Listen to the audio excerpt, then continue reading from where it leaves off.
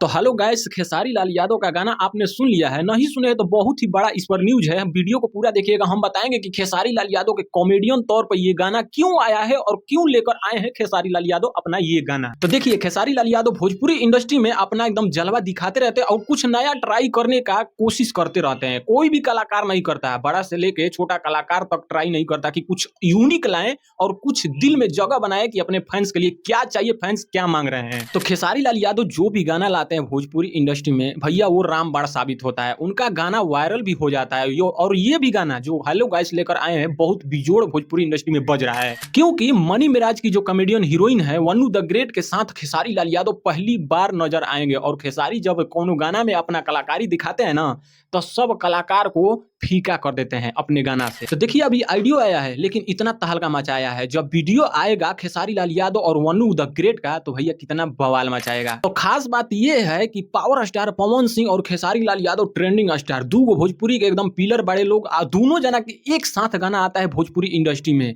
क्योंकि power star Pawan Singh का भी उतना ही जलवा होता है भोजपुरी में और खेसारी लाल यादव ट्रेंडिंग स्टार का भी उतना जलवा बरकरार रखते हैं अपने गाने से, अपने वीडियो से, अपने कॉमेडियन तौर से।